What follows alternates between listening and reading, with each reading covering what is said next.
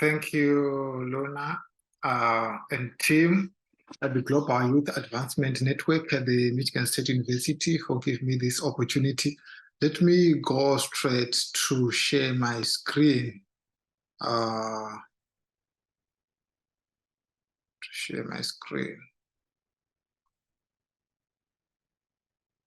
Okay.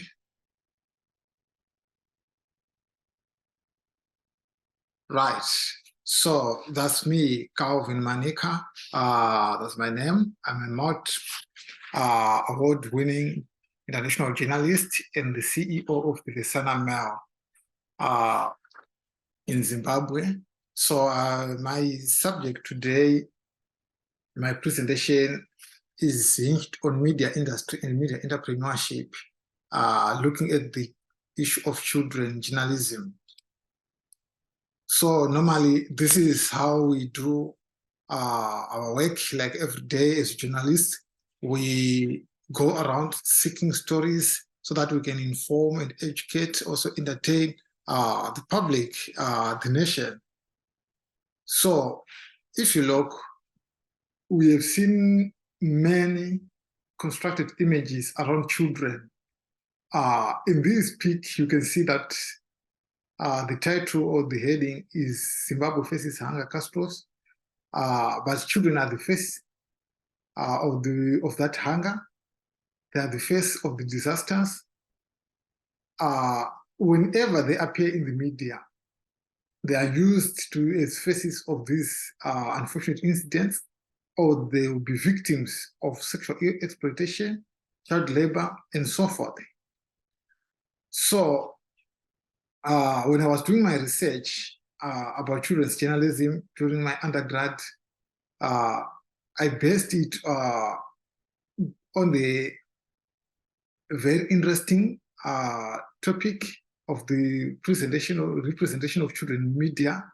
And my target area or geographical location was in Hwange, which is here in the red dot, and this white area is Zimbabwe. So the question I have maybe before I go on with the presentation is how many have ever heard of Hwange or Hwange district? Anyway, in the interest of time, I know most of the people, they know Hwange because it has got the largest herd of elephants, African elephants. It's the biggest national park in Zimbabwe. And also Hwange district is home to the famous Victoria Falls, which is one of the 7 natural wonders. But to me, when I was doing my research, I found that Hwange is a news desert. So I found the Vesana Mail, which is the voice of children.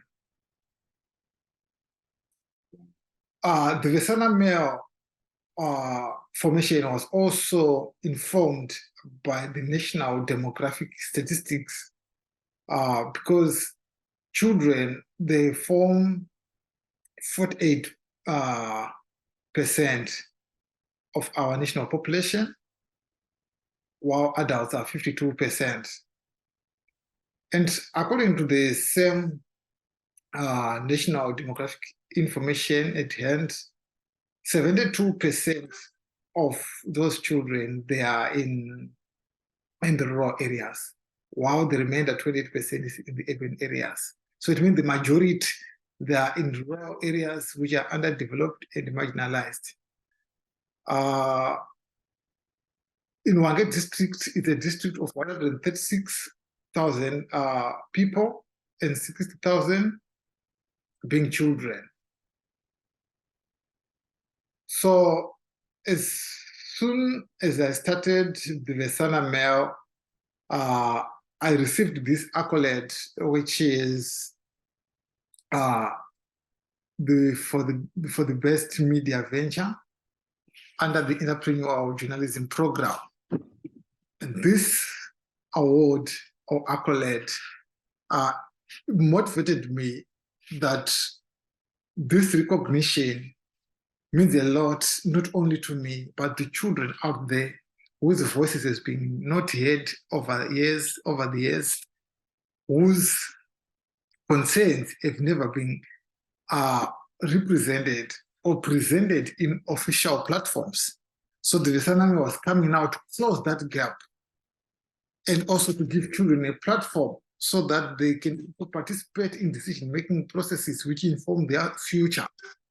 And all these issues which are affecting children, how best can we solve them? How best can we involve children to be part of the solution?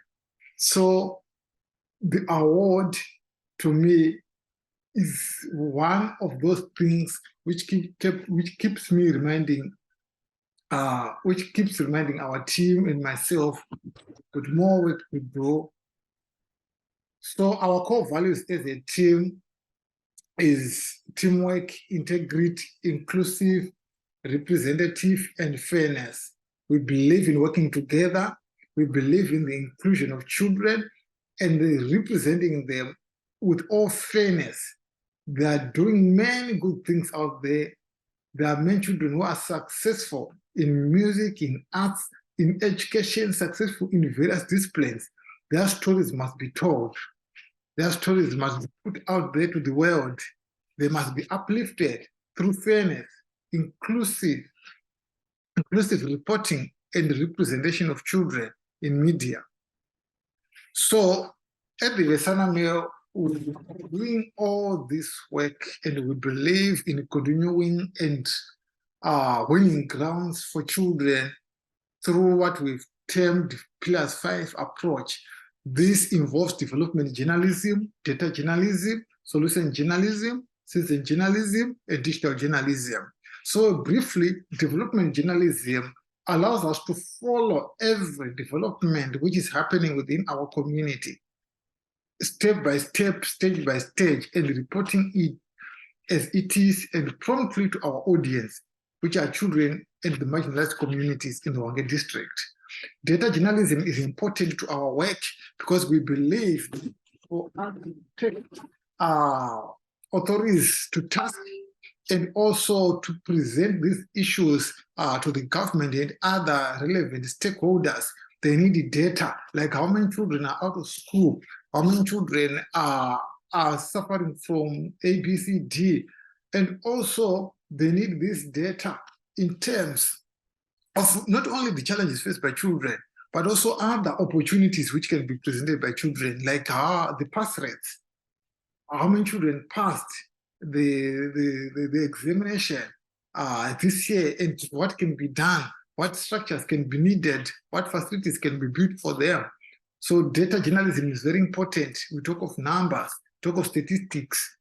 Then solution journalism, we believe in telling the untold stories and the unheard stories of these children and the marginalized communities, to say there are communities which are building schools, there are communities which are doing great things using little available resources within their means. So these stories have been not told by the mainstream media, and it is the duty of the Vesaname to tell these stories that it is possible. And also this social journalism allows even other communities and other geographical places to take a leaf on how this community of Hwange district have done it, and what were the challenges and the opportunities they faced along the way in implementing their projects. Citizen journalism is one of the pillar of our approach. It represents the majority of people. As you know, that most of the people nowadays, they've got a smartphone, they can capture an image, they can record an audio, a video. But what we've witnessed in social media, like WhatsApp, Facebook, Twitter, and so forth, it is being unethical behavior. You know, even children being presented and represented, you know, in an unethical way in these platforms. So we need to train people with social media, with influence on social media, so that as they share the content with children, or if they share the content about marginalized communities, their content is ethical, is responsible, and also they are sharing factual information. So citizen journalism, by training them and also involving them in our work, it promotes fighting misinformation and disinformation by authorities and other people with positions of influence within the community and the society. And digital journalism, this now informs the way we engage ourselves through podcasting, mobile journalism, and live streaming between Twitter Spaces. We are including all these so that it supports our text and our online publishing. So our news products, we've got a monthly e-newsletter. This is one of the products we started with. As you can see, the front page with that engaging headline, going through divorce and the place of children at home. These are very pertinent issues to be discussed and also to inform the publics. And now, it also connects us with our audiences, because some of them, they like to read, like, download the PDF and read through and through and through and again and again.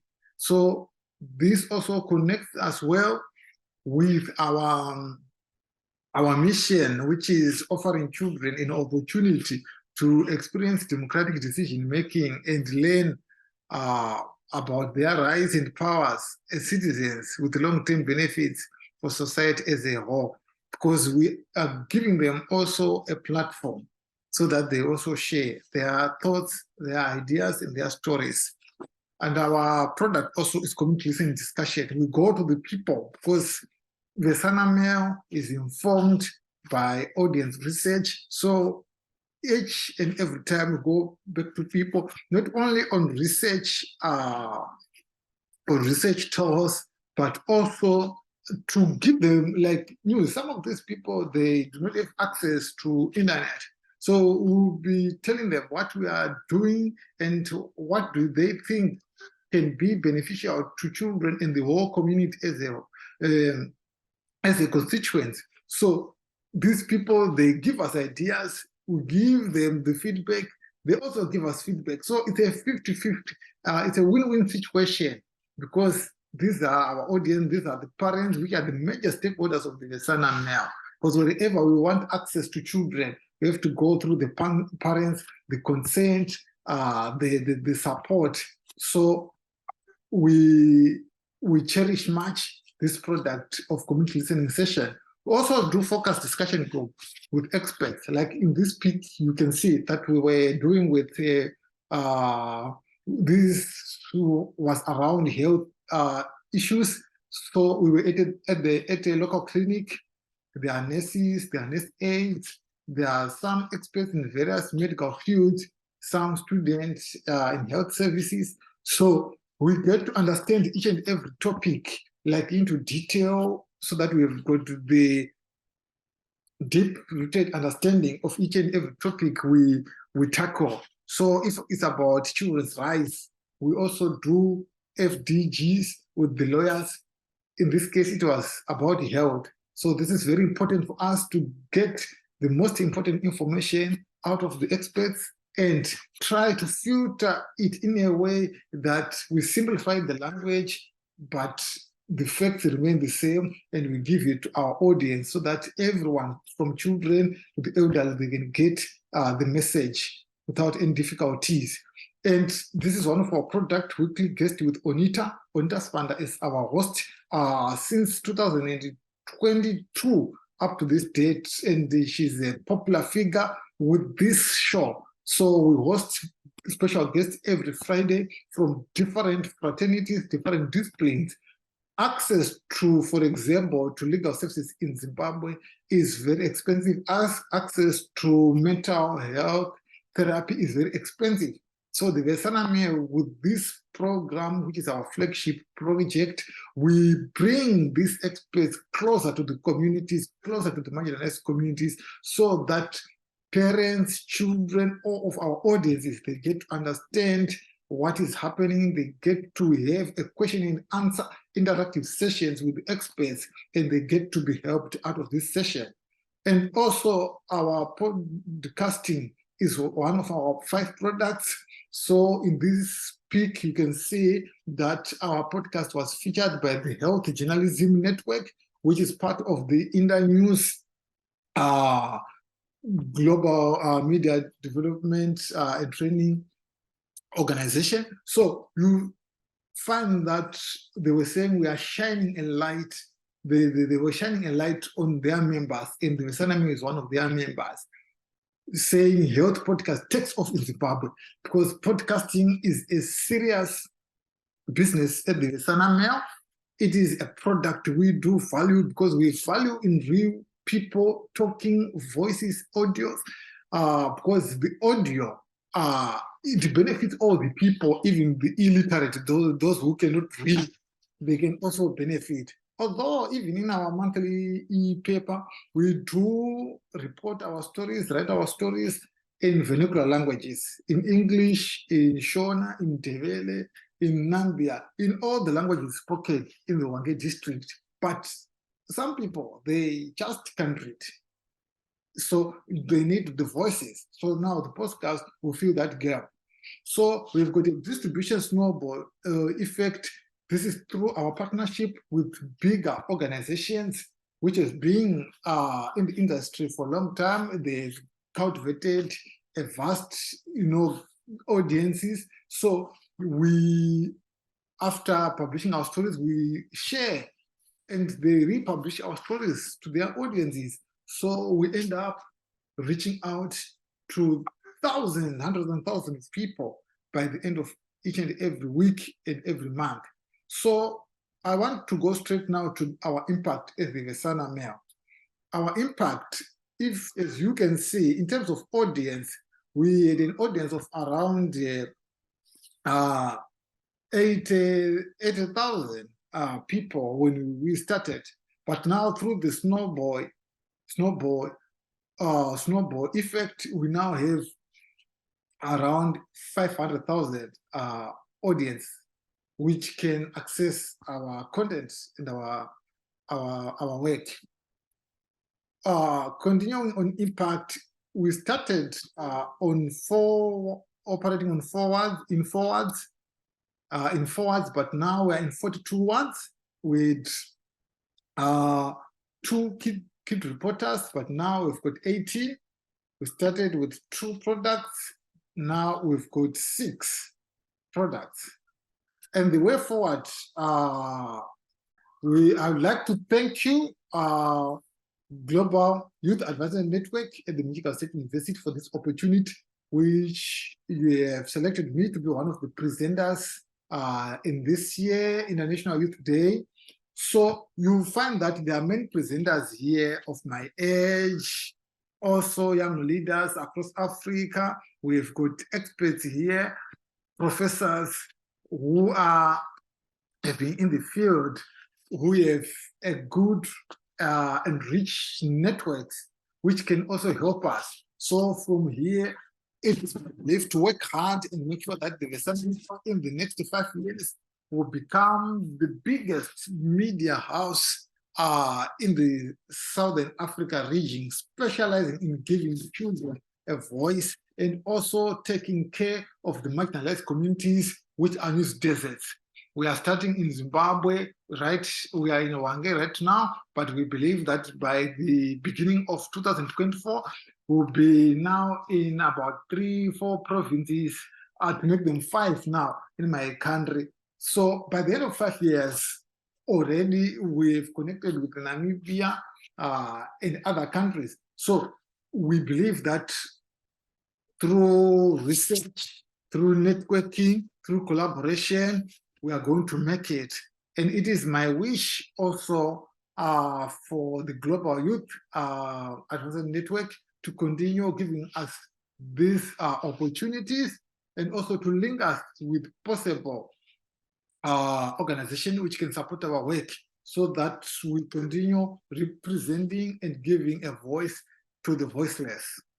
So in our local language, we say Tavoka, Thank you.